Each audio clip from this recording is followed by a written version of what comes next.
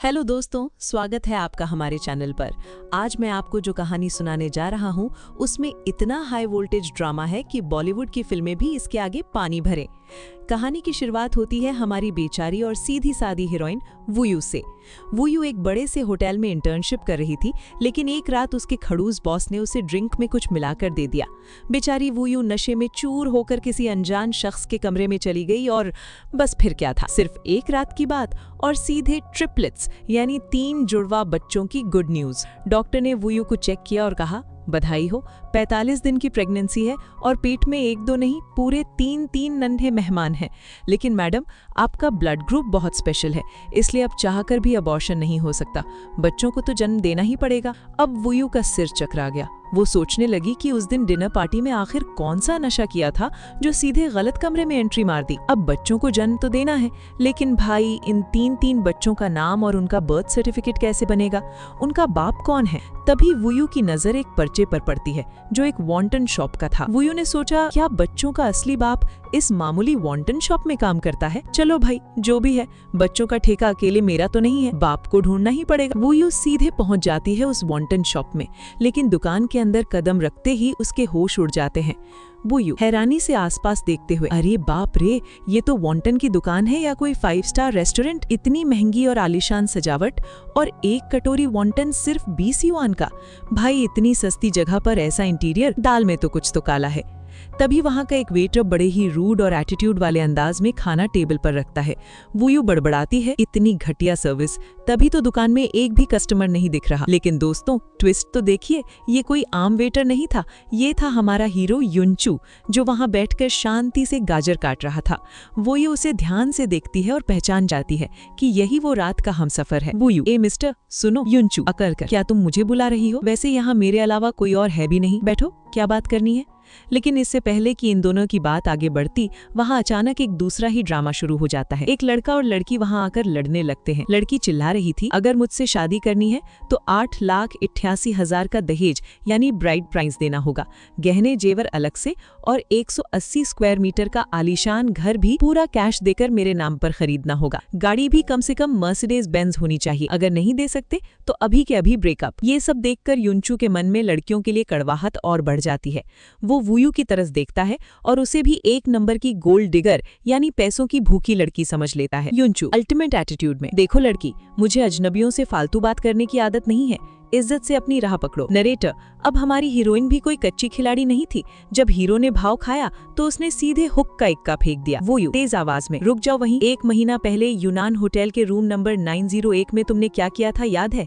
ये वही नशा है जो तुमने मुझे उस रात दिया था। युनचू चौंक कर और गुस्से में, तुम्हारी इतनी हिम्मत, तुम युनचू के खिलाफ जाल बुन रही हो? वुयू, देखो मुझे नहीं पता कि उस रात क्या हुआ था और कैसे हुआ, लेकिन नतीजा आज मेरे पेट में है। बच्चे सिर्फ मेरे नहीं है, इसलिए इस आवारागर्दी की जिम्मेदारी तुम्हें लेनी ही पड़ेगी। युनचू ताना मारते हुए, अच्छा तो मैडम मुझसे कैसी जिम्मेदारी चाहती है? वुयू, मैं अकेले 3 बच्चों को नहीं पाल सकती, या तो पैसा लगाओ या अपनी मेहनत लगाओ, दोनों मिलकर बच्चों को दुनिया में लाएंगे। युनचू, और मैं कैसे मान लूं कि ये बच्चे मेरे ही हैं? मैं किसी पैसों की भूखी लड़की के जाल में नहीं फंसने वाला। वुयू स्वैग के साथ, अगर भरोसा नहीं है तो डीएनए टेस्ट करवा लो, लेकिन टेस्ट के नतीजे आने तक मैं कानूनी रास्ता अपनाऊंगी। तुम एक मामूली वेटर हो ना, तुम्हारी दुकान वाले निश्चित रूप से किसी बलात्कारी को काम पर नहीं रखना चाहेंगे। वेटर और रेपिस्ट का टैग सुनते ही युनचू की बोलती बंद हो गई। उसने हार मानकर पूछा, अच्छा बाबा बताओ क्या करना है? वुयू ने साफ कह दिया, बच्चों के नाम और पहचान का लीगल मामला तुम संभालो, बच्चों को मैं पालूंगी, यानी तुम दिमाग लगाओ और पैसा खर्च करो। युनचू हंसकर कहता है, तुम्हें कैसे पता कि मैं ये सब झेल सकता हूँ? तो वुयू कहती है, तुम बस मेरा लीगल काम करवाओ,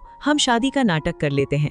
अब कहानी में एंट्री होती है युनचू के दादाजी की। दादाजी अचानक वहां आते हैं और वुयू को देखते ही पहचान जाते हैं।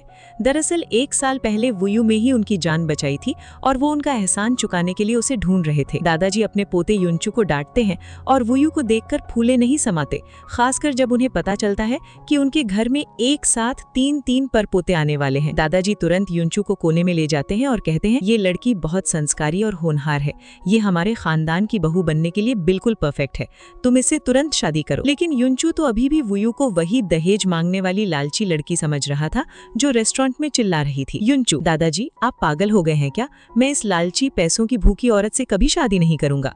माना कि उस रात मेरे साथ साजिश हुई थी, लेकिन अगर ये बच्चे मेरे हैं तो मैं इनकी जिम्मेदारी अपने तरीके से उठाऊंगा, इस औरत से शादी करके नहीं। दादाजी मुस्कुराते हुए, अच्छा बेटा, इतनी अकड़ है तुम में, तो चलो एक शर्त लगाते हैं, तुम वुयू से सिर्फ नाम की शादी कर लो। मैं शर्त लगाता हूँ कि 1 साल के अंदर तुम इसके प्यार में पागल हो जाओगे। युनचू हंसकर, इम्पॉसिबल, मैं और इस गोल्ड डिगर से प्यार करूंगा, कभी नहीं। दादाजी, तो फिर डर क्यों रहे हो? अगर तुम ये शर्त जीत गए तो मैं युन ग्रुप के 60% शेयर्स तुम्हारे नाम कर दूंगा, लेकिन अगर तुम हार गए तो मैं अपनी वसीयत बदलकर तुम्हें जायदाद से बेदखल कर दूंगा और असली वारिस किसी और को बना दूंगा। अब बताओ बेटा, शर्त मंजूर है? अब युनचू धर्म संकट में फंस चुका था। एक तरफ दादाजी की अरबों की जायदाद और दूसरी तरफ वुयू से शादी का कॉन्ट्रैक्ट। लेकिन भाई हीरो भी पूरा शातिर है, उसने तुरंत एक शर्त रख दी। युनचू अकड़कर, ठीक है दादाजी, मैं इस लड़की से नाम की शादी का कॉन्ट्रैक्ट करने को तैयार हूँ, लेकिन मेरी एक शर्त है, हमारी युन फैमिली का असली अमीर बैकग्राउंड इस लड़की के सामने नहीं आना चाहिए। 1 साल का कॉन्ट्रैक्ट है, इसे यही समझने दीजिए कि मैं एक मामूली वेटर हूँ।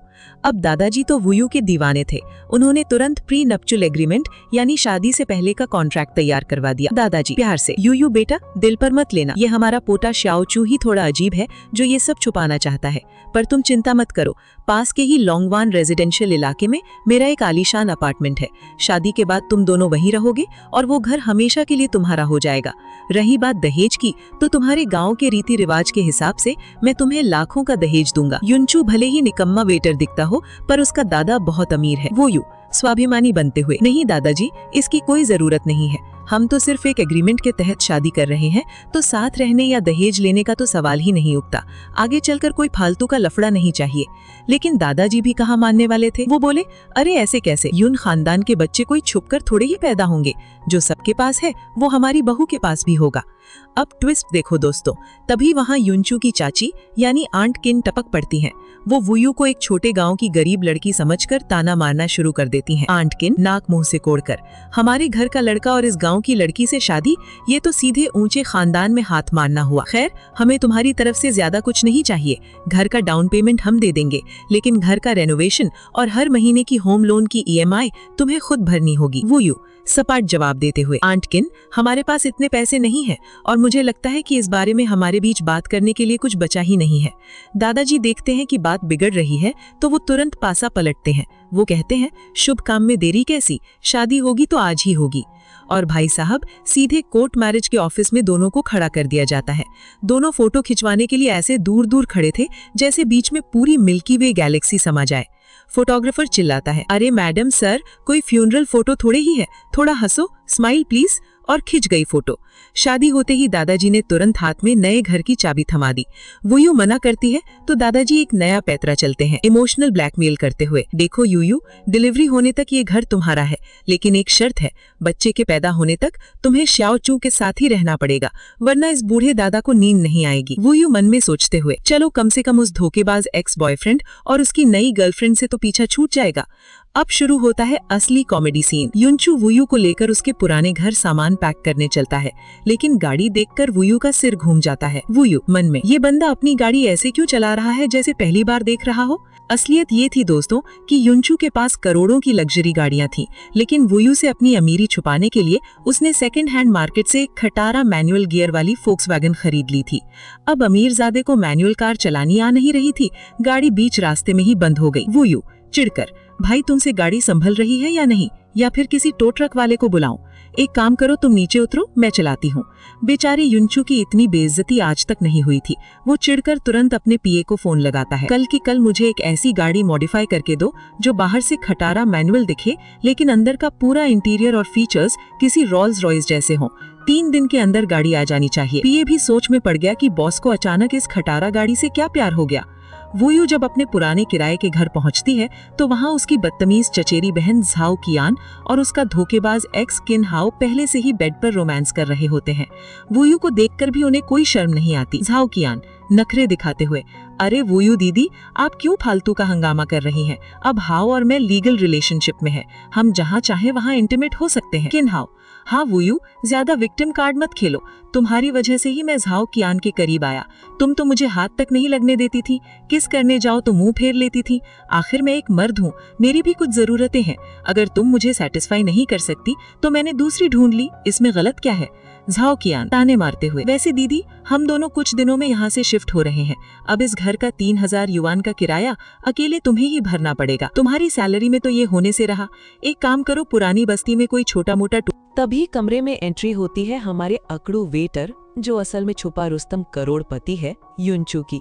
वो वूयू का सामान उठाने ऊपर आ जाता है। युनचू दरवाजे पर खड़े होकर, सारा सामान पैक हो गया? दादाजी नीचे बेचैन हो रहे हैं। झाओ कियान और किनहाओ दरवाजे पर खड़े इस हैंडसम बंदे को देखते हैं। हालांकि वो इसे पहचानते नहीं है, लेकिन उसकी पर्सनैलिटी और महंगे कपड़ों को देखकर दोनों के पसीने छूट जाते हैं। वो सोचने लगते हैं, अरे ये तो हमारे कॉर्पोरेट वाले युन ग्रुप के बड़े बॉस CEO जैसा दिख रहा है। नहीं, वूयू इस बड़े बिजनेसमैन से शादी कैसे कर सकती है? ये कोई और होगा। युनचू, मैं नीचे 20 मिनट से इंतजार कर रहा हूँ। मुझे लगा तुम्हें किसी कुत्ते ने काट लिया, इसलिए खुद देखने ऊपर आ गया। झाओ कियान भड़कते हुए, ए मिस्टर, तुम कुत्ते किसे बोल रहे हो? युनचू ठंडे अंदाज में, मैंने बाहर खड़े खड़े तुम्हारी सारी बातें सुनी हैं। तुमने मुझे बूढ़ा गंजा बुढ़ा जो लड़कियों को फंसाता है कहा था ना? क्या तुम्हें पता है कि ये सीधे सीधे मानहानि यानी वर्बल डेफमेशन का लीगल केस है? अगर मैं ये वॉइस रिकॉर्डिंग कोर्ट में जमा कर दूं तो तुम दोनों अभी के अभी जेल की हवा खाओगे। जेल का नाम सुनते ही दोनों धोखेबाजों की बोलती बंद हो गई। वूयू अपना सामान उठाती है और मुस्कुराते हुए कहती है, चलो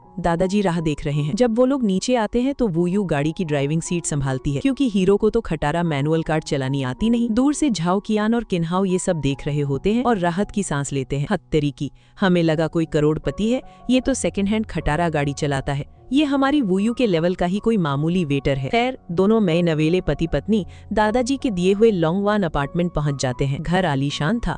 अंदर आते ही दोनों अपने अपने रूल सेट करते हैं। वूयू, सुनो, हम एक ही बेडरूम शेयर नहीं करेंगे। मैं दूसरे वाले कमरे में सो रही हूँ। और हाँ, घर में किचन का सामान और रोजमर्रा की चीजें लानी होंगी। तुम खुद खरीदोगे या मैं मंगा लूं? युनचू, तुम ही मंगा लो। ये लो 5000 युआन एडवांस रख लो। सामान आने के बाद जो भी हिसाब होगा देख लेंगे। अगर पैसे बच जाएं तो उसे अपनी टिप समझकर रख लेना। और सुनो, आज रात मेरा इंतजार मत करना, मैं घर नहीं आऊंगा। वूयू मन में खुश होते हुए, चलो अच्छा है, रात को घर मत आओ। बिना पति के सुकून के दिन काटना मुझे भी पसंद है। कम से कम मैं शांति से अपनी कहानी लिख पाऊंगी। लेकिन दोस्तों, ट्विस्ट के बिना कहानी कैसी? अगले ही दिन जब वूयू अपने होटल में इंटर्नशिप पर होती है तो वहाँ एक तगड़ा बखेड़ा खड़ा हो जाता है। किनहाओ की बदतमीज माँ यानी आंट किन पूरे लाओ लश्कर के साथ होटल की लॉबी में आ धमकती है और चिल्लाने लगती हैं। आंट किन सारे स्टाफ और कस्टमर्स के सामने तमाशा करते हुए, मैं यहाँ कोई दंगा करने नहीं आई हूँ, कोई मुझे बाहर नहीं निकाल सकता। मैं तो बस इस होटल की कर्मचारी वूयू का असली चेहरा दिखाने आई हूँ। इस पैसों की भूखी लड़की ने मेरे सीधे साधे बेटे को लूटा है। मेरे बेटे के साथ रिलेशनशिप में रहते हुए भी इसका किसी और के साथ चक्कर चल रहा था। इसने मेरे बेटे के पैसे भी उड़ाए और चुपके से किसी दूसरे मर्द से कोर्ट मैरिज कर ली। मेरे बेटे का तो दिल और पैसा दोनों लुट गया। वूयू शांति से आगे आते हुए, आंट किन, जो भी बात है बाहर चलकर करते हैं, होटल में ड्रामा मत कीजिए। आंट किन और तेज चिल्लाते हुए, बाहर क्यों जाऊं, सबको देखने दो। ये देखो, ये वो लिस्ट है जो मेरे बेटे ने इस पर खर्च की है। बाहर खाना खाना, मूवी देखना, हर छोटी सी चीज का पैसा मेरे बेटे ने दिया है। तुम्हें पाई पाई चुकानी होगी। यहाँ तक कि तुम दोनों ने जो 9330 युआन के कॉन्डम इस्तेमाल किए, उसका पैसा कौन देगा? पूरी लॉबी में लोग हंसने लगते हैं, लेकिन वूयू बिल्कुल शांत रहती है और एक एक करके आंट किन के झूठे दावों की धज्जियां उड़ाना शुरू करती है। वूयू बिल देखते हुए, आंट किन, जरा तारीख तो देखिए। इस तारीख को मैं रात के 2 बजे तक इसी होटल में ओवरटाइम कर रही थी। मैं किनहाओ के साथ थी ही नहीं। और ये जो रेस्टोरेंट का कपल मील का 198 युआन का बिल है, उस दिन मैं कंपनी की ट्रेनिंग के लिए दूसरे शहर में थी। और ये मूवी टिकट, उस दिन मैं एक क्लाइंट के साथ मीटिंग में थी। तो जरा अपने ईमानदार बेटे से पूछिए कि वो मेरे नाम पर ये खाना किसके साथ खा रहा था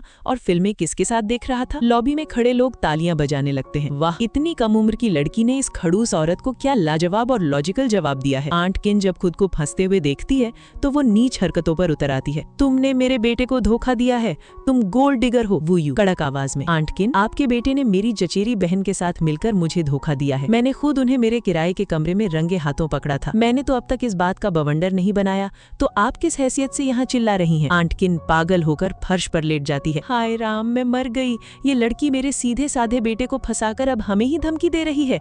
मुझे हाई ब्लड प्रेशर है, दिल की बीमारी है। अगर मुझे इस होटल में कुछ भी हुआ तो तुम सब जेल जाओगे। तभी भीड़ को चीरते हुए एंट्री होती है हमारे एंग्री यंग मैन युनचू की। वो आकर कड़क आवाज में गार्ड से कहता है, इस औरत को अभी के अभी घसीट कर बाहर निकालो, जो भी अंजाम होगा मैं खुद भुगतूंगा। आंट किन युनचू को देखकर, तू कौन है बे? अच्छा, तो तू ही वो आवारा मर्द है जिसके साथ ये भाग गई। इसने मेरे बेटे का दिल दुखाया है। युनचू अल्टीमेट स्वैग के साथ, तुम्हारे बेटे ने इस लड़की को धोखा देकर इसकी बहन के साथ मुंह काला किया, तो उसके साथ यही होना चाहिए था। और हाँ, अगर तुम्हारे बेटे ने कॉन्डम किसी और के साथ इस्तेमाल किए हैं तो उसका बिल मेरे सिर पर मढ़ने की जरूरत नहीं है। गार्ड्स, इन्हें धक्के मारकर बाहर निकालो और आज के बाद ये औरत हमारे किसी भी होटल के आसपास नहीं दिखनी चाहिए। आंट किन, मैं नहीं जाऊंगी, मुझे हार्ट अटैक आ जाएगा, तुम मेरा इलाज नहीं करवा पाओगे। युनचू रॉकिंग अंदाज में, अरे बुढ़िया चिंता मत कर, मेरे पास बहुत पैसा है, तू पूरे शहर का कोई भी सबसे महंगा अस्पताल चुन ले, सारा खर्चा मैं उठाऊंगा, चल अब निकल यहाँ से। वूयू ये सब देखकर हैरान रह जाती है कि ये मामूली वेटर इतनी रईसी वाली एक्टिंग कैसे कर लेता है। लेकिन इस भारी तनाव और भागदौड़ के चक्कर में अचानक वूयू का सिर चकरा जाता है और वो बेहोश होने लगती है। युनचू घबरा कर उसे बाहों में उठा लेता है। वूयू, क्या हुआ तुम्हें? चलो मैं तुम्हें तुरंत हॉस्पिटल लेकर चलता हूँ। वो उसे सीधे शहर के सबसे महंगे प्राइवेट हॉस्पिटल में एडमिट करवा देता है। डॉक्टर चेकअप के बाद बाहर आते हैं। देखिए, अत्यधिक मानसिक तनाव और थकावट के कारण प्रेगनेंसी में थोड़ी कॉम्प्लिकेशन आ गई है। बच्चे तो सुरक्षित हैं, लेकिन अभी कम से कम आधा महीना यानी 15 दिन इन्हें हॉस्पिटल में एडमिट रहकर ऑब्जर्वेशन में रहना होगा। अगर ये मुमकिन नहीं है तो घर पर पूरा बेड रेस्ट करना होगा। वूयू हॉस्पिटल का बिल सोचकर चौंकते हुए, नहीं नहीं डॉक्टर, मैं हॉस्पिटल में एडमिट नहीं होंगी, मैं घर जाकर आराम करूंगी। मन में, बाप रे, इस आलीशान प्राइवेट हॉस्पिटल का एक दिन का खर्चा ही 7-8 हजार युआन है, मैं इतने पैसे कहाँ से लाऊंगी? युनचू, नहीं डॉक्टर, आप इसकी बात मत सुनिए, इसे अभी एडमिट कीजिए, जब तक इसकी प्रेगनेंसी पूरी तरह स्टेबल नहीं हो जाती ये यहीं रहेगी। वूयू चिढ़कर, तुम चुप रहो, पैसे तुम्हें नहीं भरने हैं, डॉक्टर मैं घर जा रही हूँ। लेकिन तभी डॉक्टर उस नकली वेटर यानी हमारे हीरो युनचू को कोने में ले जाकर समझाते हैं, देखिए मिस्टर, ज्यादा लापरवाही बच्चों के लिए भारी पड़ सकती है। होने वाले पिता होने के नाते आपको अपनी पत्नी और बच्चों की फिक्र होनी चाहिए, इसीलिए हमने इन्हें तुरंत एडमिट करने की सलाह दी है। युनचू कड़क अंदाज में, ठीक है डॉक्टर, आप अभी के अभी इनके लिए बेस्ट VIP रूम अरेंज कीजिए। वूयू की तरफ मुड़कर, और तुम ज्यादा अपनी मर्जी चलाने की जरूरत नहीं है, शांति से बेड रेस्ट करो और अपनी प्रेगनेंसी पर ध्यान दो, तुम्हें हॉस्पिटल का एक भी रुपया भरने की जरूरत नहीं है, सारा बिल मैं चुकाऊंगा। वो यूं मन ही मन घबराते हुए, अरे बाप रे, ये युनचू पागल हो गया है क्या? एक मामूली वेटर होकर इतने बड़े VIP हॉस्पिटल का खर्चा कैसे उठाएगा? इसकी जितनी सेविंग्स है वो तो 2 दिन में ही उड़ जाएंगी, ये ज्यादा दिन टिकने वाला नहीं है। अभी वो यूं ये सोच ही रही थी कि अगले ही पल कमरे में एक professional hi fi care giver यानी पर्सनल नर्स एंट्री मारती है। हेलो मिसेज युन, मुझे मिस्टर युन ने आपकी देखभाल के लिए हायर किया है, आपको 24 घंटे जो भी जरूरत हो आप मुझे बेझिझक बता सकती हैं। वो यूं आंखें बड़ी करते हुए मन में, क्या 24 घंटे ऑन ड्यूटी रहने वाली सीनियर VIP नर्स? इस प्राइवेट हॉस्पिटल का एक दिन का चार्ज ही 4 डिजिट यानी हजारों में से शुरू होता है। युनचू का दिमाग पूरी तरह सटक गया है क्या? नर्स से, मुझे माफ कीजिएगा आंटी, पर मेरी जैसी सिचुएशन है, मुझे इतने महंगे केयर गिवर की जरूरत नहीं है, आप कोई दूसरा काम देख लीजिए। नर्स हैरान होकर, अरे मिसेज युन, आप मजाक कर रही हैं क्या? मिस्टर युन ने मुझे आपकी देखभाल के लिए अगले 2 हफ्ते की पूरी सैलरी एडवांस में दे दी है, उन्होंने खास तौर पर कहा है कि आपका बहुत अच्छे से ख्याल रखा जाए। वो यूं बात संभालते हुए नर्स के कान में, आंटी आप असल में बात समझ नहीं रही हैं, मेरे पति को ना थोड़ा दिमागी दौरा पड़ता है, वो मेंटली थोड़े एबनॉर्मल है, आपने मेरी हालत तो देख ही ली, हम एक मामूली परिवार से हैं, हमें इस लेवल के VIP ट्रीटमेंट की कोई जरूरत नहीं है, वो बस दिखावा कर रहे हैं। पीछे खड़े युनचू ने जब खुद को मानसिक रूप से बीमार सुना तो उसका चेहरा देखने लायक था। वो मन में सोचता है, वाह, मैं इसके लिए बेस्ट VIP ट्रीटमेंट अरेंज कर रहा हूँ और ये मुझे ही पागल घोषित कर रही है। तभी वूयू को संभालने के लिए वहाँ आते हैं कहानी के असली सुपरस्टार हमारे दादाजी। लेकिन कमरे में आते ही वो युनचू पर बरस पड़ते हैं, हाय रब्बा, मेरी इतनी संस्कारी पोती बहू का ये हाल, ये नन्हे बच्चों ने पैदा होने से पहले ही अपनी माँ को परेशान करना शुरू कर दिया। यूयू बेटा, तुमने बहुत दुख सहे हैं और ये सब इस निकम्मे युनचू की वजह से हुआ है। तुमने मुझसे वादा किया था कि रोज वीडियो कॉल करोगी, आधा महीना बीत गया और तुम्हारी कोई खबर नहीं। देखो तो सही, चेहरा बिल्कुल सफेद पड़ गया है, जैसे खून ही ना बचा हो। नहीं नहीं दादाजी, ये युनचू की गलती नहीं है, डॉक्टर ने कहा कि ये मेरी खुद की थकावट और काम के प्रेशर की वजह से हुआ है। नहीं, ये इसी की गलती है, अपनी पत्नी के पास खड़ा है लेकिन उसकी तरफ एक नजर प्यार से देख भी नहीं सकता, कैसा कचरा पति है ये। यूयू बेटा, तुम बिल्कुल चिंता मत करो, इस हॉस्पिटल का पाई पाई का खर्चा इसी निकम्मे से वसूल करेंगे, इसे पूरी जिम्मेदारी उठानी होगी। वो यूं भावुक होकर, दादाजी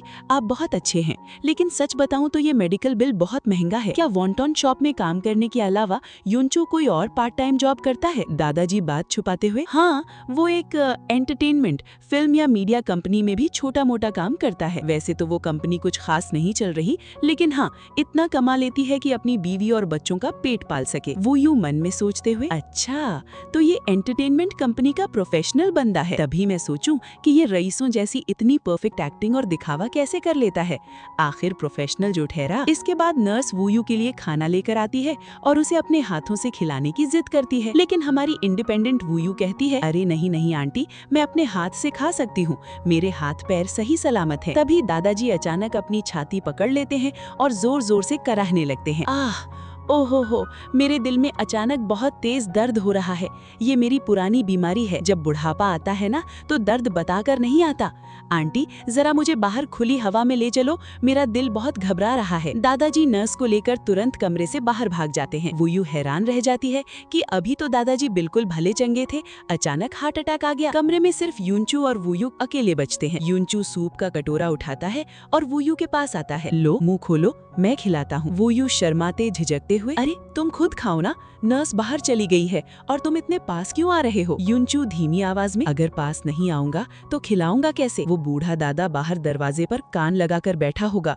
अगर तुमने खुद से खाना खाया तो उनके दिल का दर्द फिर से शुरू हो जाएगा और वो फिर से तमाशा करेंगे, इसलिए चुपचाप मुंह खोलो। दोस्तों, भले ही यूनचू ऊपर से कितना भी खड़ूस बने, लेकिन वूयू को अपने हाथों से खाना खिलाते वक्त उसकी आंखों में असली केयर और प्यार साफ दिख रहा था। दोनों के बीच की दूरियां धीरे धीरे पिघल रही थी। लेकिन जहां सुख हो वहां विलेन ना आए, ऐसा हो सकता है क्या? अचानक कमरे का दरवाजा खुलता है और वूयू की वही जलनखोर चचेरी बहन जाओ कियान मुंह उठाकर अंदर आ जाती है। वूयू को वीआईपी रूम में देखकर वो अंदर ही अंदर जल भुन जाती है। अरे वाह दीदी, आप अस्पताल में एडमिट हो और हमें बताया तक नहीं। और ये क्या सुन रही हूँ, पेट में एक नहीं पूरे 3 बच्चे हैं। आप भी कितनी लापरवाह हो। आपका वो पति तो सेकंड हैंड खटारा फोल्क्सवैगन कार चलाता है। पता नहीं जिस घर में रहते हो वो भी किराए का है या क्या?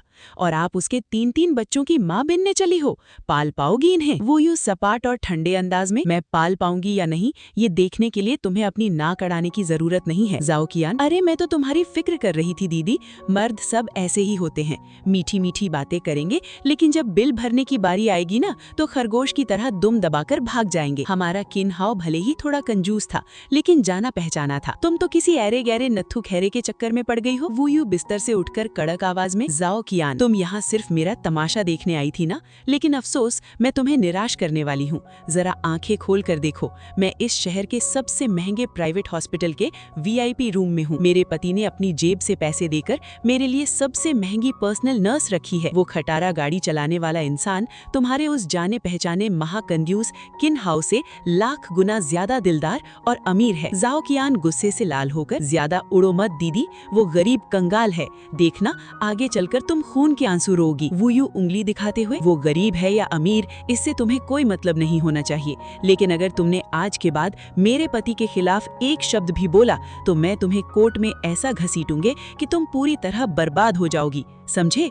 अभी के अभी मेरे कमरे से दफा हो जाओ। जाओ किरण वहाँ से दुम दबाकर भागती है। तभी वूयू देखती है कि यूनचू अपने फोन पर दादाजी से वीडियो कॉल पर जुड़ा हुआ था और दादाजी ने वूयू का ये काली माता वाला रूप पूरा लाइव देखा था। दादाजी फोन पर ठहाका मारकर हंसते हुए, हा हा हा, अरे वाह यूयू बेटा, क्या धोया है उस लड़की को। मुझे ऐसे बेबाक और हिम्मत वाले लोग बहुत पसंद है, जो प्यार भी शिद्दत से करते हैं और नफरत भी। बहुत बढ़िया किया शाओचू, अगर यूयू को कोई भी तकलीफ हुई या तुमने कोई लापरवाही की तो मुझसे बुरा कोई नहीं होगा। खैर, हॉस्पिटल का ड्रामा तो शांत हो जाता है, लेकिन कहानी के बैकग्राउंड में एक नया सस्पेंस शुरू होता है। यूनचू का पीए उसे फोन पर एक सीक्रेट रिपोर्ट देता है कि कोई वैंग हाओ नान नाम का बंदा उनके खिलाफ चल रहा है और विलेन ची हाओ रान किसी बड़े चेहरे को बचाने की कोशिश में देश से बाहर भागने की फिराक में है। हॉस्पिटल से डिस्चार्ज होने के बाद हमारी प्रेग्नेंट वूयू जैसे ही अपने नए घर में कदम रखती है, वो झाड़ू पोछा उठाने की कोशिश करती है, लेकिन तभी पीछे से हमारा अकड़ू हीरो यूनचू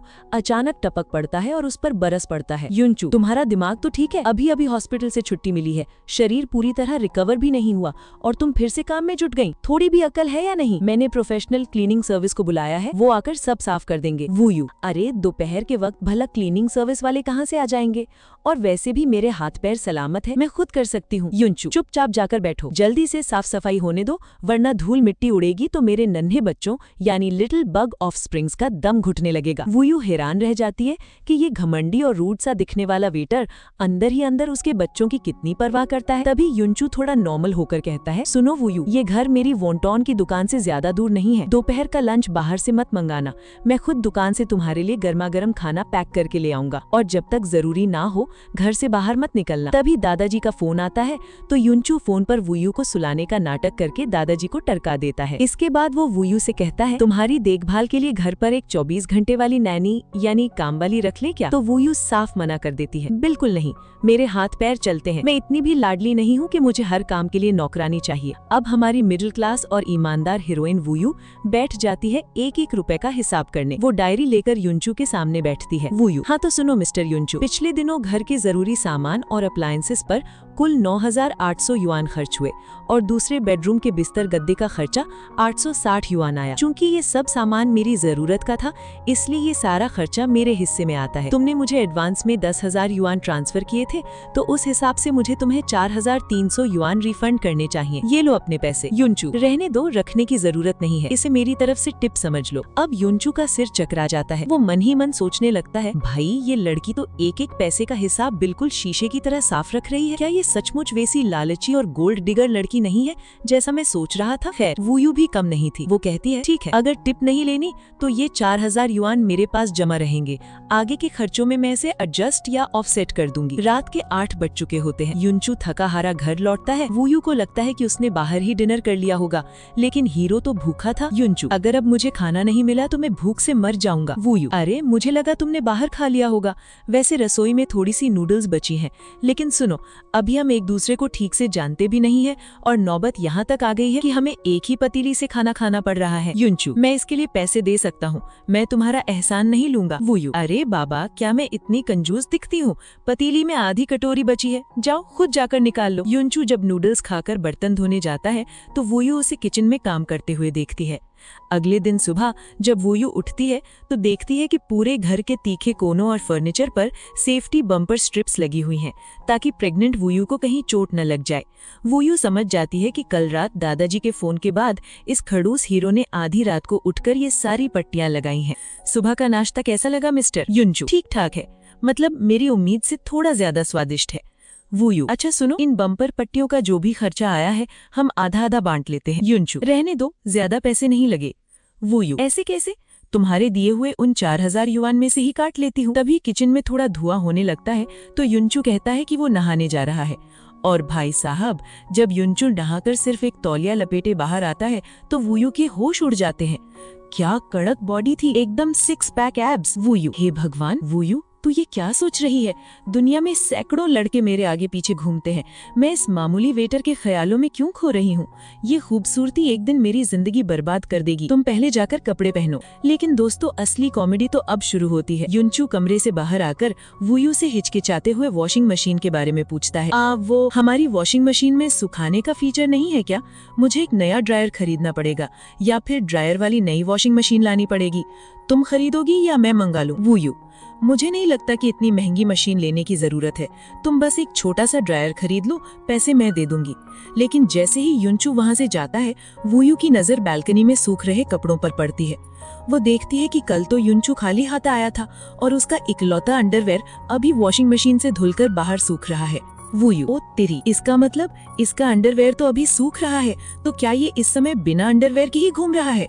हंसते हुए, बाप रे ये बंदा पक्का मेरी जिंदगी का सबसे बड़ा काल यानी नेमेसिस है।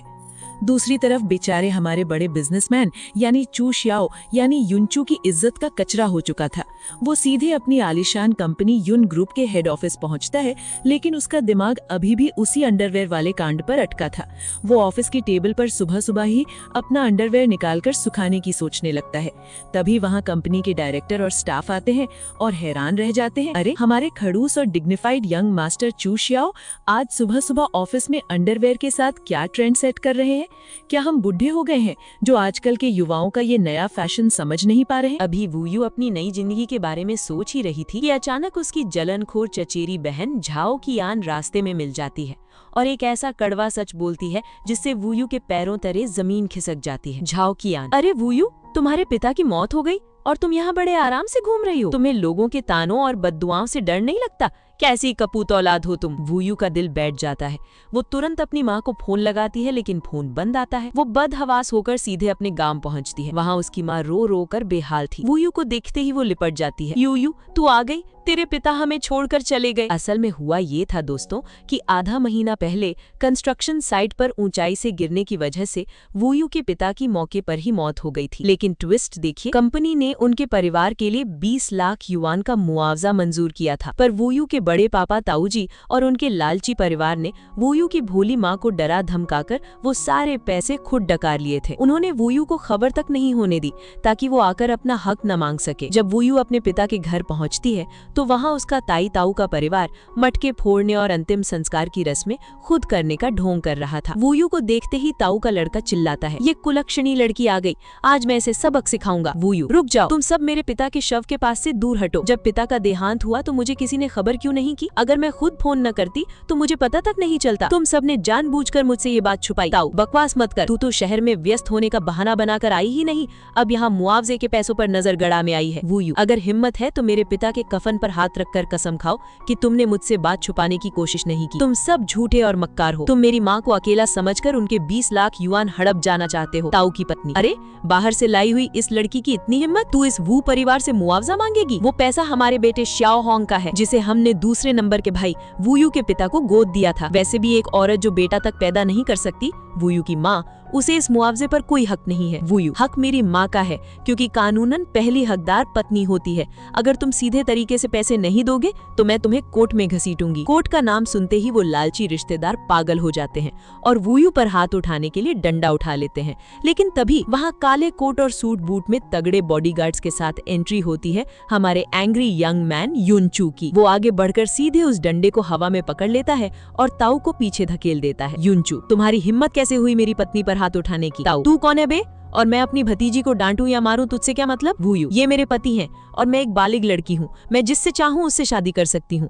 ताऊ की पत्नी, अरे इसने तो गुपचुप शादी कर ली, हमने तो इसके लिए अमीर जैंग परिवार का लड़का देख रखा था जो कॉलेज में पढ़ता है, ताकि वहाँ से भी पैसे ऐंठ सकें। युनचू, अपने बॉडीगार्ड्स को इशारा करते हुए, इन सब को यहाँ से बाहर फेंको। और सुन लो, अगर दोबारा मेरी पत्नी या उसकी माँ के आसपास भी दिखे तो सिर्फ लात खाकर नहीं बचोगे, सीधे जेल जाओगे। गांव वाले फुसफुसाने लगते हैं, भाई लड़की का पति तो कोई बहुत बड़ा रईस दिखता है, अच्छा हुआ, वरना ये लालची लोग तो इन माँ बेटी को जिंदा खा जाते। युनचू अपने दोस्त लियन झू और बॉडीगार्ड्स के साथ वूयू के पुराने घर के अंदर जाता है। वहाँ वो वूयू की माँ से हाथ जोड़कर मिलता है। युनचू, नमस्ते आंटी, मेरा नाम युनचू है, मैं वूयू का पति हूँ और ये मेरा दोस्त लियनजू है। वूयू की माँ, बेटा ये बॉडीगार्ड्स? युनचू, आंटी असल में मेरा काम थोड़ा खतरनाक है ना, तो सुरक्षा के लिए रखने पड़ते हैं, आप चिंता मत कीजिए। वूयू की माँ खुश हो जाती है कि दामाद जी इतने बड़े रईस है। वो कहती हैं कि घर छोटा है और बिस्तर भी छोटे हैं, टाउन में एक अच्छा होटल है, आप लोग वहाँ रुक जाइए। लेकिन हमारा हीरो तो वूयू के करीब रहना चाहता था।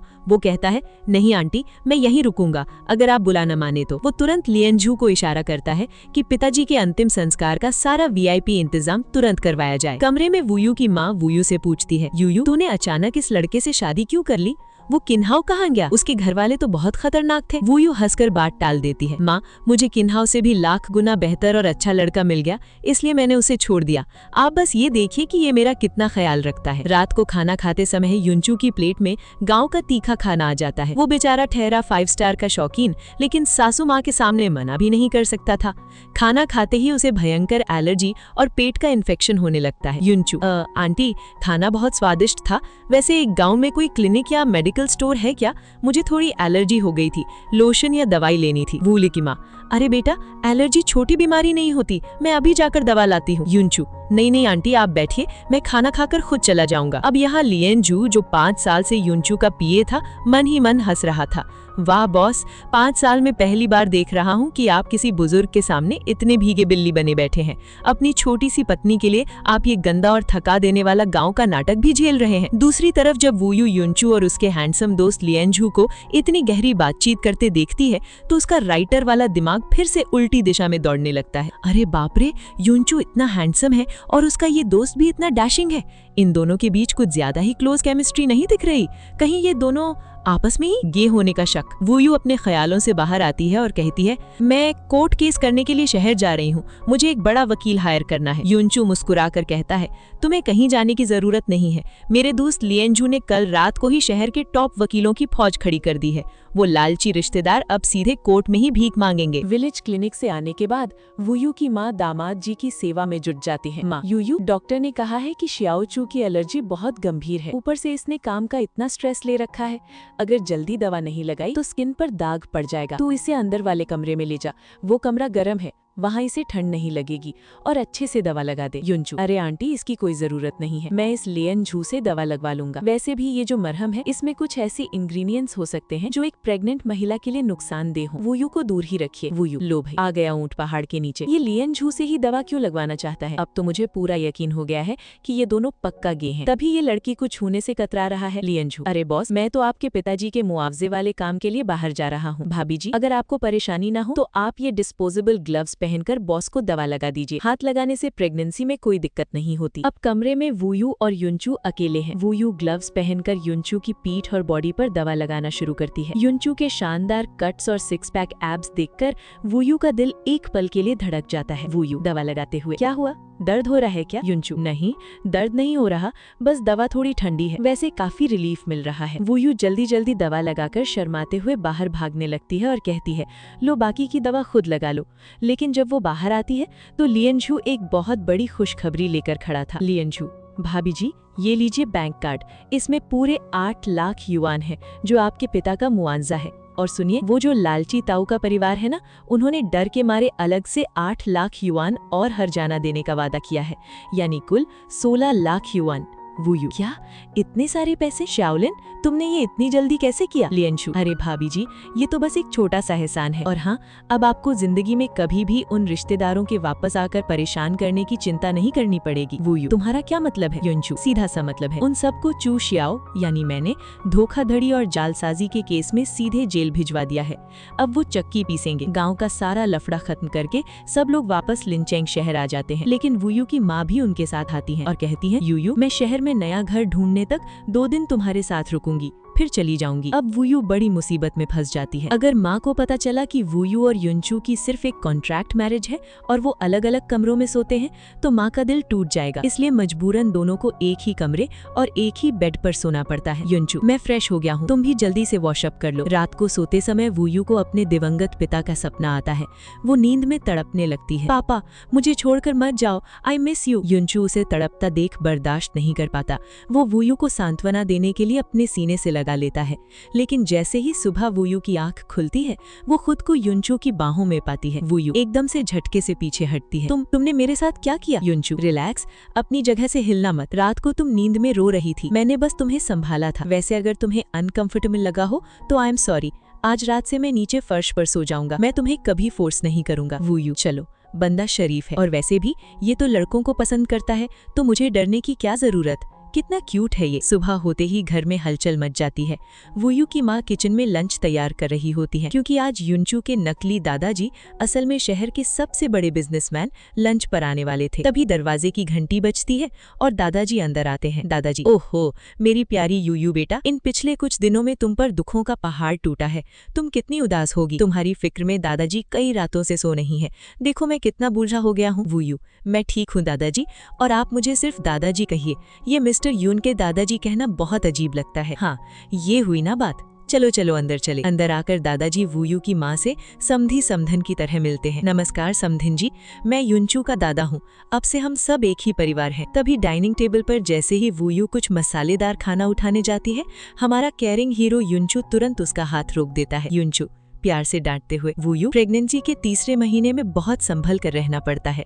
प्रेग्नेंट महिलाओं को ज्यादा तीखा या स्टिम्युलेटिंग मसालेदार खाना बिल्कुल नहीं खाना चाहिए, इससे बच्चों को नुकसान हो सकता है। दादाजी, अरे वाह, हमारा श्याओचू तो बड़ा समझदार हो गया है। समधिन जी, देखा मेरा पोता कितना केयरिंग है, भले ही ये बाहर से कितना भी अकड़ू और जिद्दी दिखे, लेकिन अपनी पत्नी का ख्याल रखने में इसका कोई मुकाबला नहीं है। हमारी वूयू कंप्यूटर पर अपनी एक सीक्रेट कहानी लिखने में बिजी हो जाती है, लेकिन तभी पीछे से हमारा हमारा अकड़ू हीरो युनचू आकर उसे टोकता है। युनचू डांटते हुए, 1 महीना भी नहीं हुआ और तुम खुद पर कंट्रोल नहीं कर पा रही हो। कंप्यूटर के सामने कम समय बिताया करो। तुम प्रेग्नेंट हो, तुम्हारा शरीर इतना लोड कैसे झेलेगा? वूयू मन ही मन बुरी तरह डर कर, बाप रे, मैं तो डरी गई थी।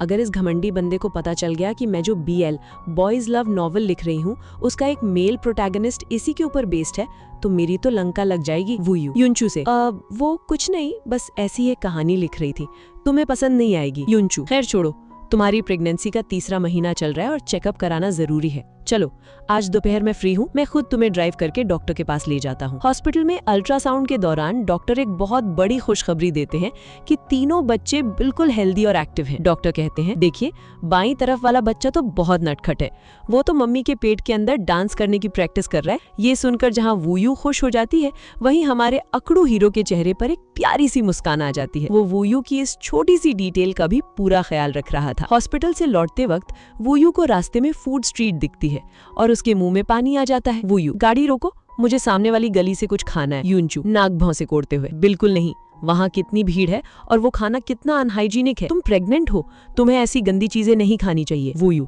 चिढ़कर, अरे अमीर लोग क्या गरीब लोगों से ज्यादा जीते हैं? और वैसे भी ये मैं नहीं, मेरे पेट में पल रहे बच्चे क्रेव कर रहे हैं। मैंने सुना है कि प्रेगनेंसी में जो खाने का मन करता है वो असल में बच्चे मांगते हैं। मुझे स्टॉकी टोफू, बारबेक्यू और हॉट पॉट खाना है, वो भी एक्स्ट्रा टॉपिंग्स के साथ। और हाँ, एक एक्स्ट्रा प्लेट मेरी माँ के लिए भी पैक करवा लेना। अब सासू माँ और पत्नी के सामने बेचारे अमीर दामाद की एक नहीं चलती। वूयू उसे जबरदस्ती स्टॉकी टोफू खिला देती है। वूयू तो मजे से खा लेती है, लेकिन हमारा नाजुक नवाब युनचू, भाई साहब घर आते ही उसका पेट ऐसा खराब होता है कि वो सीधे वॉशरूम की तरफ भागता है। वूयू हंसते हुए, क्या हुआ मिस्टर, डायरिया हो गया क्या? बड़े आए थे नाजुक मिजाज, रुको मैं तुम्हारे लिए गर्म पानी लाती हूँ। युनचू कराहते हुए, मुझे कुछ नहीं हुआ है। अरे बच्चों की तरह मत करो, पेट खराब होना कोई शर्म की बात नहीं है, लो पानी पियो। युनचू का माथा छूकर, ओ तेरी, तुम्हें तो बहुत तेज बुखार है, चलो अभी के अभी हॉस्पिटल चलते हैं। युनचू हॉस्पिटल जाने से साफ मना कर देता है, क्योंकि वो अंदर ही अंदर सुई यानी इंजेक्शन से बुरी तरह डरता था। वो फोन पर दाव बाव से पूछता है, क्या डायरिया से इंसान मर सकता है? AI जवाब देता है, हाँ, डिहाइड्रेशन की वजह से जान जा सकती है। ये सुनकर वूयू उसे जबरदस्ती क्लिनिक लेकर भागती है। वहाँ डॉक्टर कहते हैं कि इसे अक्यूट गैस्ट्रोएंटेराइटिस हुआ है और तुरंत इंजेक्शन लगवाना पड़ेगा। युनचू बच्चों की तरह जिद करते हुए, मुझे इंजेक्शन नहीं लगवाना, मैं दवाई खा लूंगा। डॉक्टर, अरे मैडम, आपके पति तो बच्चों से भी ज्यादा जिद्दी कर रहे हैं, चलिए आप इनकी मदद कीजिए, इन्हें बेड पर उल्टा लेटने को कहिए और इनके कपड़े यानी पैंट थोड़े नीचे कीजिए। वूयू आंखें फटी की फटी रह जाती हैं। क्या मैं इसकी पैंट नीचे करूं? ये तो बहुत अजीब हो जाएगा। अभी वूयू सोच ही रही थी कि सुई की शक्ल देखते ही हमारा कड़क और रौबदार हीरो डल के मारे बेड पर ही बेहोश हो जाता है।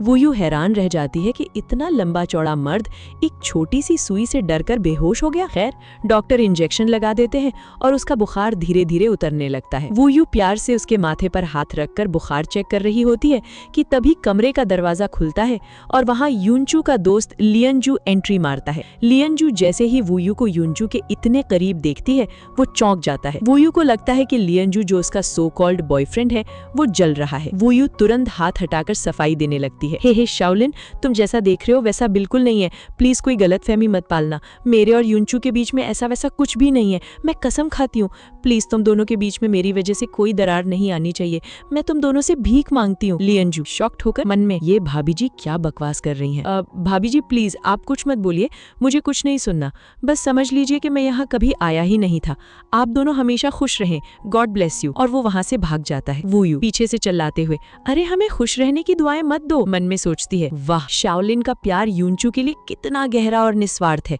युनचू का स्वभाव भले ही खड़ूस हो, पर लुक तो ऐसा है कि लड़के लड़कियां दोनों मर मिटे। तभी बेचारा शाओलिन इतना दिल छोटा करके जा रहा है। तभी युनचू को होश आता है और वो वूयू को लियनजू के पीछे भागते हुए देख लेता है। उसे लगता है कि वूयू लियनजू को फंसाने की कोशिश कर रही है। युनचू गुस्से से ताना मारते हुए, तुम लियनजू से खुद को दूर करने के लिए इतनी उतावली क्यों हो रही हो? क्या तुम्हें डर है कि लोगों को पता चल गया तो तुम अपनी अगली बड़ी मछली को नहीं फंसा पाओगी? तुम कौन सी बड़ी मछली पकड़ने का जाल बुन रही हो? वूयू चिढ़कर, तुम अपनी ये सार्कास्टिक बातें बंद करो, तुम बीमार हो इसका मतलब ये नहीं कि मैं तुम्हारे नखरे झेलूंगी। और सुनो, तुम ज्यादा दुखी मत हो, मैं लियंजू को सब समझा दूंगी। मैं तुम दोनों चाहने वालों को कभी अलग नहीं होने दूंगी। युनचू गुस्से से लाल पीला होकर मन में, ये लड़की पागल है क्या? ये मुझे और लियंजू को प्रेमी समझ रही है? ये खुद तो अजीब है ही, मुझे भी वैसा ही समझती है। कमरे में आते ही हमारा हीरो अपनी बेइज्जती का बदला लेने के लिए वूयू को दीवार से सटा देता है।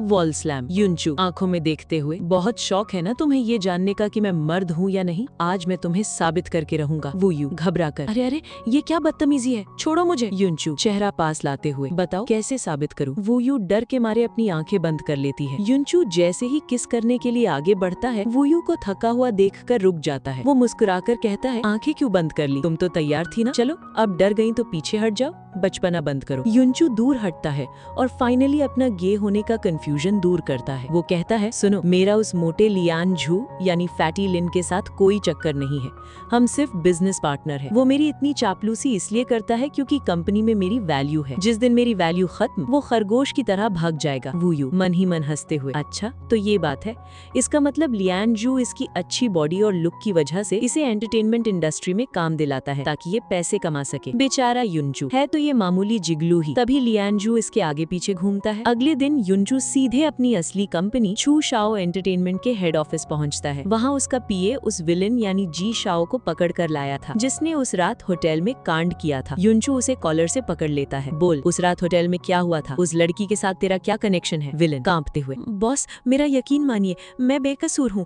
उस रात आपको फंसाने के लिए दवा किसी और ने दी थी। वो लड़की तो बस इत्तेफाक से वहाँ शराब के नशे में आ गई थी।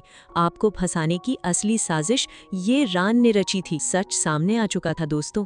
युनचू को समझ आ जाता है कि वूयू बिल्कुल बेकसूर थी, बल्कि वो तो खुद उस रात की शिकार थी। युनचू को अपनी गलती का एहसास होता है। वो घर लौटकर वूयू को पैसे से भरा एक लिफाफा देता है। वूयू हैरान होकर, ये पैसे किस लिए? युनचू नरमी से, तुम्हारी प्रेगनेंसी और अच्छे चेकअप के लिए। सुनो वूयू, उस रात जो कुछ भी हुआ वो एक साजिश थी। मुझे लगा था कि तुम उसमें शामिल हो, इसलिए मैंने तुम्हारे साथ वैसा बर्ताव किया। मैं अपनी गलती के लिए माफी मांगता हूँ, लेकिन अब मैं सचमुच तुम्हारे साथ अपनी जिंदगी बिताना चाहता हूँ। वूयू झिझकते हुए, ये सब एक एक्सीडेंट था युनचू, अभी हम उस मोड़ पर नहीं हैं। आज रात तुम फर्श पर ही सोओगे। कहानी में कुछ दिन बीत जाते हैं। वूयू की सहेलियां और को आर्टिस्ट्स शूटिंग खत्म करके उससे मिलने आते हैं। वो वूयू से जिद करती है कि आज रात एक रेस्टोरेंट में पार्टी रखते हैं और तुम अपने पति को भी बुलाओ। वूयू मजबूरन युनचू को फोन करके बुला लेती है। रेस्टोरेंट की वीआईपी टेबल पर जैसे ही युनचू एंट्री मारता है, वूयू की सहेलियां उसके हैंडसम लुक्स को देखकर दीवानी हो जाती हैं। वाह वूयू, तेरा पति तो किसी बड़े स्टार जैसा दिखता है। तभी वहाँ युनचू का अमीर दोस्त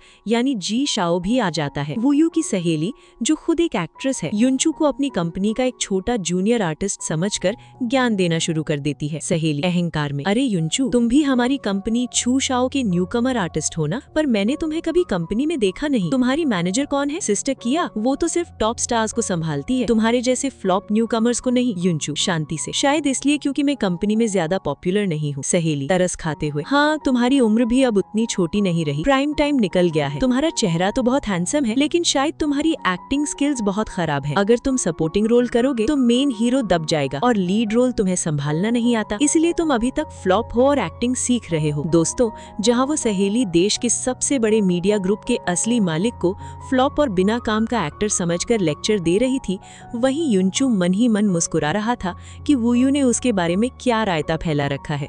वूयू भी राहत की सांस लेती है कि चलो इसका गे होने का शक तो दूर हो गया। लेकिन तभी रेस्टोरेंट का दरवाजा खुलता है और वहाँ वूयू का वो महाकंजूस और धोखेबाज एक्स बॉयफ्रेंड किन हाओ अपनी उसी जलनखोर कजिन झाओ कियान के साथ एंट्री मारता है। वूयू और युनचू को वहाँ देखकर किन हाओ का खून खौल उठता है। किन हाओ गुस्से में लाल होकर, इस कमीने वेटर और इस चरित्रहीन लड़की की इतनी हिम्मत कि ये इस महंगे रेस्टोरेंट में बैठे हैं। आज अगर मैंने इन दोनों को लात मारकर बाहर नहीं निकाला तो मेरा नाम भी किन हाओ नहीं। रेस्टोरेंट में किन हाओ के ड्रामे के बाद वूयू का चेहरा पीला पड़ जाता है। घर लौटते ही युनचू को जलन होने लगती है और वो सीधे वूयू से सवाल कर बैठता है, क्या बात है, तुम अभी तक सोई नहीं?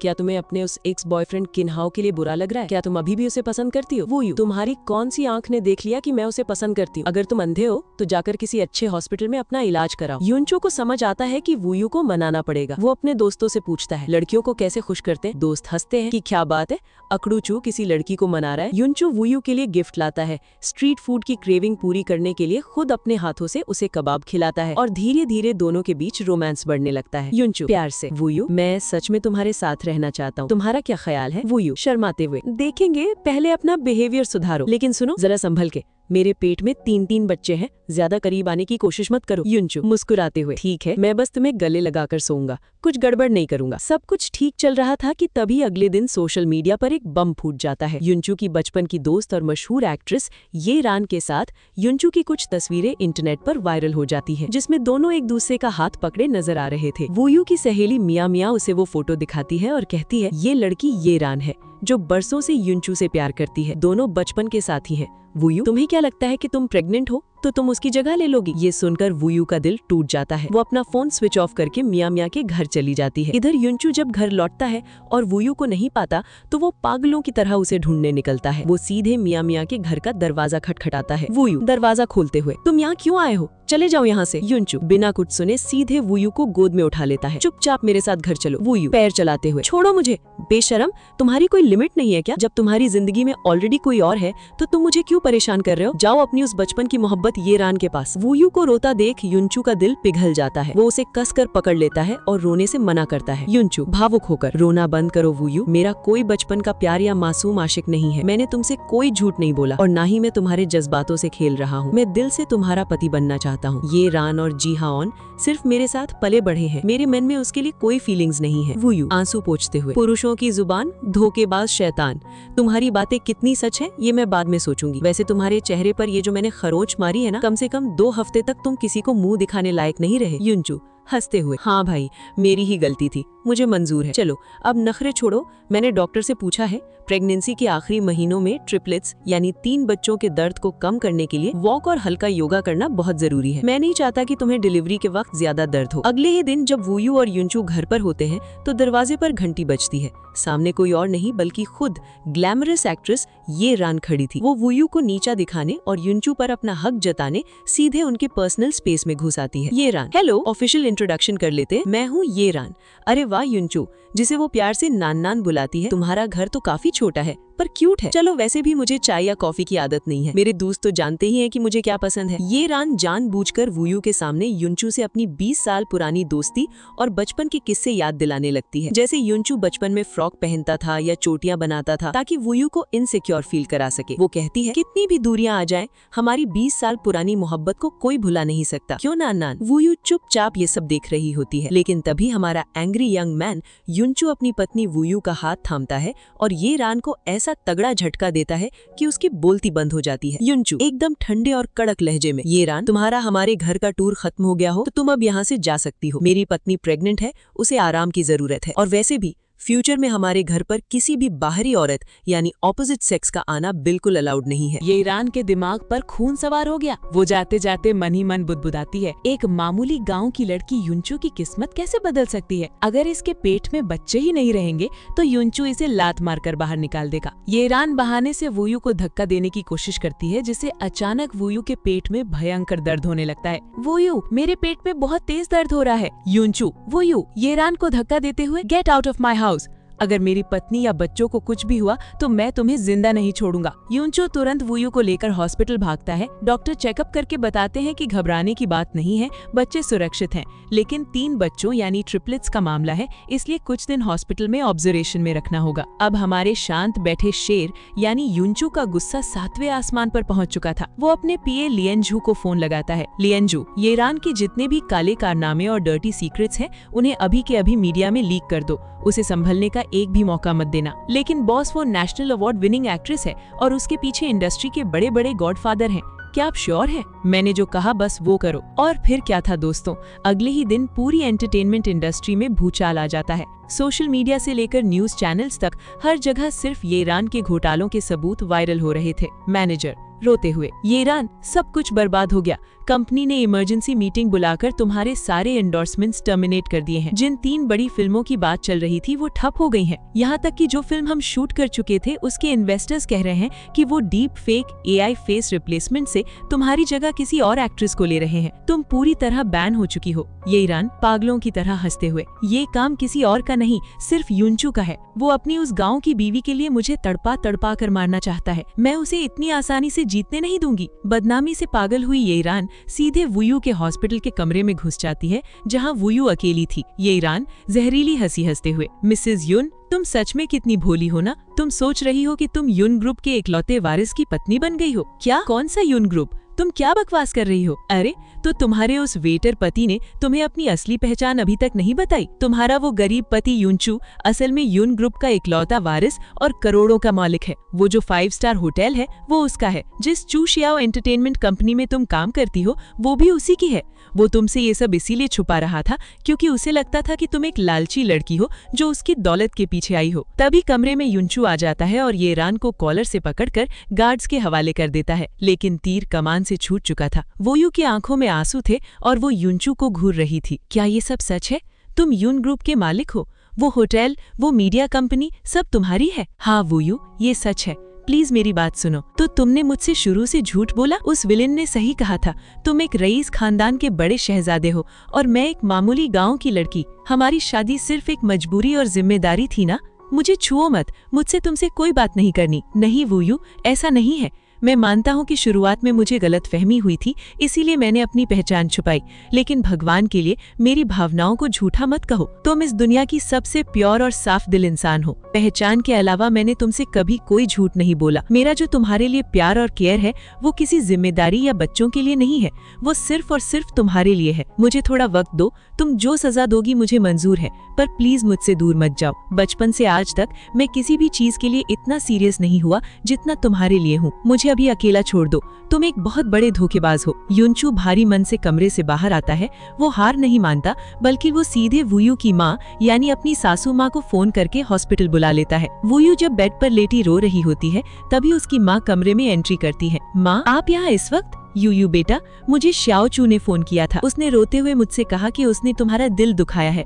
वो बहुत डर गया था कि गुस्से में आकर तुम अपनी सेहत को कोई नुकसान न पहुंचा लो, इसलिए उसने मुझे तेरी देखभाल के लिए भेजा है। माँ, आप अभी भी उसी का साथ दे रही हैं? उसने मुझसे इतना बड़ा झूठ बोला, मुझे धोखे में रखा। पगली, मैं उसका साथ नहीं तेरा साथ दे रही हूँ। जरा ठंगे दिमाग से सोच, इतने दिनों में उस लड़के ने अपनी रईसी छुपाने के अलावा कभी तुझसे कोई और झूठ बोला क्या? उसकी केयर, उसकी रात रात भर जागकर घर में सेफ्टी पट्टियां लगाना, तेरी सासू माँ के तीखे खाने को हंसकर खा लेना और अपनी जान दांव पर लगाकर तेरे पिता का मुआवजा वापस दिलाना, क्या ये सब झूठ था? वो तो बच्चों की वजह से कर रहा होगा। मुस्कुराकर एक औरत को मर्द की नीयत और उसके सच्चे प्यार का एहसास उसकी आंखों में देखकर हो जाता है। बेटा, वो जो कुछ भी कर रहा है वो किसी जिम्मेदारी या बच्चों के लिए नहीं, बल्कि वो सिर्फ और सिर्फ तेरे प्यार में पागल है। अपने दिल से पूछ, क्या तू सच में उसका प्यार महसूस नहीं कर सकती? ले, अब रोना बंद कर और ये गरम गरम सूप पी ले। सासू माँ के समझाने के बाद वुयू का गुस्सा थोड़ा शांत होता है। जैसे ही सासू माँ कमरे से बाहर जाती हैं, हमारा अकड़ू हीरो युनचू कमरे में आता है और सीधे फर्श पर लेटकर गोल गोल घूमने लगता है। जी हाँ, करोड़ों की कंपनी का मालिक अब एक नंबर का संस्कारी मजनू बन चुका था। ये क्या नौटंकी है? नीचे फर्श से उठो, ठंड लग जाएगी। जब तक तुम मुझे माफ नहीं करोगी और एक मौका नहीं दोगी, मैं इस ठंडे फर्श से नहीं उठने वाला। बोलो हाँ या ना? अच्छा बाबा, ठीक है, मैंने तुम्हें माफ किया, अब उठो भी। खुशी के मारे उछल पड़ता है और वुयू को गले लगा लेता है। Thank you so much. अरे आराम से, पेट में 3 बच्चे हैं, भूलो मत। माफीनामा खत्म होने के बाद युनचू और वुयू सीधे युन परिवार के दादाजी यानी युन मिंग शेंग को डिनर पर पिक करने घर जाते हैं। वहाँ वुयू की नजर दादाजी की टेबल पर रखी एक पुरानी तस्वीर पर पड़ती है। वुयू चौंक जाती है। दादाजी, आपके पास मेरी सगी माँ की फोटो कैसे आई? मेरी माँ तो तभी गुजर गई थी जब मैं 2 साल की थी। क्या तुम्हारी माँ? बेटा, क्या तुम्हारी नानी का नाम यू शुमान था? और यहीं खुलता है कहानी का सबसे बड़ा राज। दादाजी बताते हैं कि युनचू उनका सगा पोता नहीं है, बल्कि उन्होंने उसे गोद लिया था। बरसों पहले दुश्मनों से बचते वक्त उनकी पहली पत्नी यू शुमान उनसे अलग हो गई थी, जिन्हें दुश्मनों ने कैद कर लिया था। बाद में उन्होंने एक बेटी को जन्म दिया। दादाजी ने बरसों ढूंढने की कोशिश की, पर वो नहीं मिली। सच्चाई जानने के लिए तुरंत डीएनए टेस्ट यानी पैटर्निटी टेस्ट कराया जाता है और रिपोर्ट आते ही सबके होश उड़ जाते हैं। वुयू ही दादाजी की सगी और इकलौती पोती निकलती है। दादाजी रो पड़ते हैं और अपनी सारी जायदाद करोड़ों का युन ग्रुप वुयू के नाम करने का फैसला करते हैं। शहर के सबसे आलीशान हॉल में दादाजी एक ग्रैंड बैनर लगाते हैं और ऐलान करते हैं, ये वुयू है, मेरी खोई हुई पोती और युन ग्रुप की इकलौती वारिस। पार्टी में लोग कानाफूसी करने लगते हैं कि जो युनचू कल तक इकलौता वारिस था वो तो अब रेस से बाहर हो गया, लेकिन युनचू के चेहरे पर दौलत खोने का कोई गम नहीं था। वो तो अपनी पत्नी की कामयाबी पर पागलों की तरह मुस्कुरा रहा था। तभी वहाँ वूयू का वो नीच एक्स बॉयफ्रेंड किन हाओ वेटर या क्लीनर के कपड़ों में आ धमकता है। वो वूयू को अभी भी गरीब समझकर ताना मारता है। क्यों वूयू, एक रईस से शादी करके खुद को रानी समझने लगी क्या? तुम तो गाँव की एक अनाथ लड़की हो। युनचू तुम्हें सिर्फ एक बच्चा पैदा करने वाली मशीन समझता है। जैसे ही उसका मन भरेगा वो तुम्हें इन 3 बच्चों के बोझ के साथ लात मारकर बाहर निकाल देगा। जरा अपनी जबान को लगाम दो मिस्टर किनहाओ। मिस्टर युन, मेरा वो मतलब नहीं था। पूरी महफिल के सामने जिस गांव की लड़की को तुम अनाथ कह रही हो वो इस युन साम्राज्य की इकलौती और असली मालकिन है। इस पूरे शहर की दौलत आज से इसकी है। और रही बात मेरी, तो मैं तो बस इसका एक मामूली सा घर जमाई हूँ। गार्ड्स, इसे धक्का देकर बाहर निकालो। समय बीतता है और वूयू 3 प्यारे प्यारे बच्चों को जन्म देती है। अब सीन आता है सीधे बेडरूम का, जहां हमारे बिजनेस टाइकून हजारों कर्मचारियों को संभालने वाले लॉर्ड युनचू की हालत पतली हो चुकी थी। कमरे में 3 बच्चे एक साथ भौं भौं करके रो रहे हैं। युनचू के एक हाथ में दूध की बोतल है, दूसरे हाथ में डायपर, और वो पागलों की तरह कमरे में दौड़ रहा है। अरे भाग्यवान, तुम आ गई मीटिंग से। भगवान का शुक्र है, आज अगर तुम थोड़ी देर और नहीं आती तो मैं इन तीनों बच्चों को लेकर घर से भागने वाला था। ये बच्चे हैं या कोई जंग का मैदान? वूयू हंसते हुए बड़े बेटे को गोद में लेती है। देखो, बड़ा बेटा तो पापा को ही देख रहा है। वूयू गले लगाकर सुकून की सांस लेते हुए, वूयू, भले ही मैं आज करोड़ों की कंपनी का बॉस नहीं हूँ, लेकिन इन 3 बच्चों और तुम्हारे साथ मैं दुनिया का सबसे खुशनसीब और अमीर इंसान महसूस कर रहा हूँ। तो दोस्तों, इसी खूबसूरत फैमिली और बच्चों की किलकारियों के साथ हमारी इस धमाकेदार सस्पेंस और रोमांस से भरपूर कहानी की हैप्पी एंडिंग होती है। आपको इस खड़ूस करोड़पति और गाँव की स्वाभिमानी लड़की की कहानी कैसी लगी? कमेंट में अपनी राय जरूर दीजिएगा। और हाँ, अगर आप ऐसी ही और भी दिलचस्प फुल मूवी एक्सप्लेनेशन देखना चाहते हैं तो हमारे चैनल को तुरंत लाइक, शेयर और सब्सक्राइब कर लीजिए। मिलती हूँ अगले वीडियो में एक नई धमाकेदार कहानी के साथ। तब तक के लिए हंसते रहिए, मुस्कुराते रहिए। Tata, bye bye.